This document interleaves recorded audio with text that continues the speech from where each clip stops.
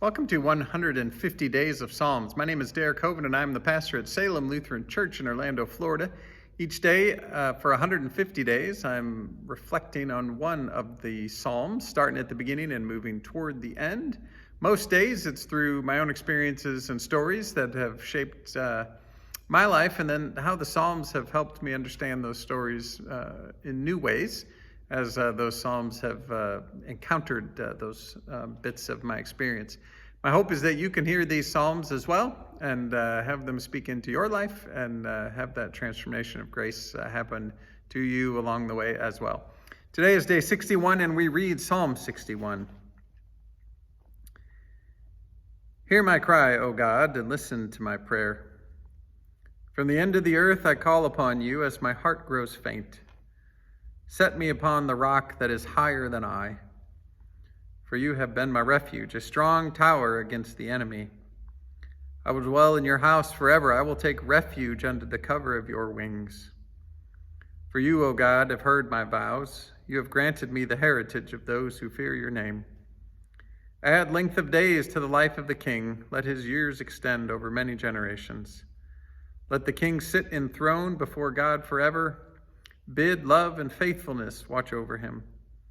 So will I always sing the praise of your name, and day by day I will fulfill my vows. The word of the Lord. Thanks be to God. I have always had a fear of dogs. As an adult, I have come to understand that what I would say it's a mostly irrational fear. I still would contend that there are some dogs you should be afraid of. When I was a child, it was just terror. Every dog to me looked vicious and threatening. And I can still to this day recount every story of a terrifying dog encounter, running across our front yard where we lived when I was in preschool and jumping over toys and slamming the door shut behind me as a dog was right at my heels.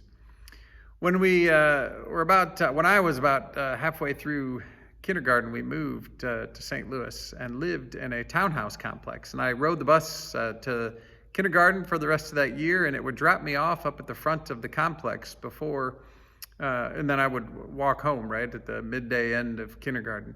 One day I got off that bus and I saw what for me was about as terrifying as it got in those days, and pretty well still is true. A German Shepherd, and it was laying over under a tree, kind of panting in the shade. And right where the bus dropped me off was the neighborhood sign that said the name of the neighborhood. And I can remember looking up to the top of that sign, and it had to be 10 or 15 feet tall, right? And I climbed up to the top of it and I just sat because as soon as I started moving, I was sure that dog was going to attack.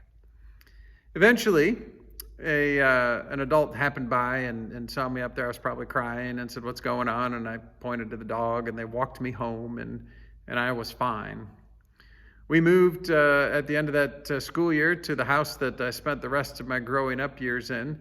And it was years later that then we had an opportunity to just kind of drive back by that townhouse complex. And it was the same exact sign that I remembered. The difference was it wasn't, in fact, 10 or 15 feet tall as I remembered it. When I was a kid, it was taller than me, but as an adult, it didn't even reach my full height. But when I was a kid, it was taller than I. The psalmist doesn't really give us the full details of their experience, but it is a struggle. It's a struggle that includes enemies, and the psalmist says to God, as the psalmist's heart grows faint, says, "Set me upon the rock that is higher than I."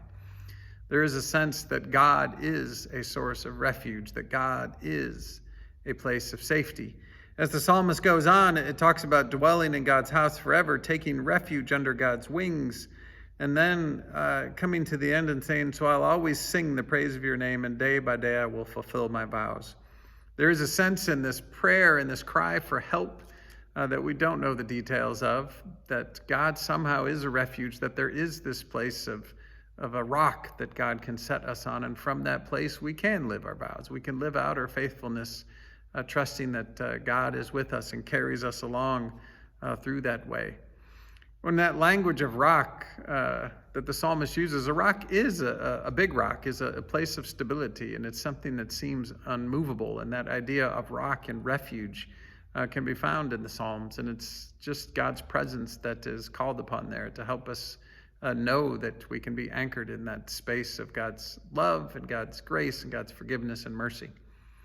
All those years ago when I was that little guy climbing up that sign, it was a place of a rock that was higher than I, and I maybe didn't think about it as God's presence for me in that day, but it certainly felt safe, and may we all be blessed to feel safe in the refuge of God's grace and the rock that God can be for us. Let us pray. Take us to places, O God, higher than we. Lift us to heights of faithfulness we cannot muster on our own. Bring us to peaks of peace beyond our understanding. Lift us to foster forgiveness we cannot foresee. Bring us to levels of love ever growing. Take us to places, O God, higher than we. Amen. Thank you for joining me for 150 days of Psalms. We'll be back tomorrow with Psalm number 62.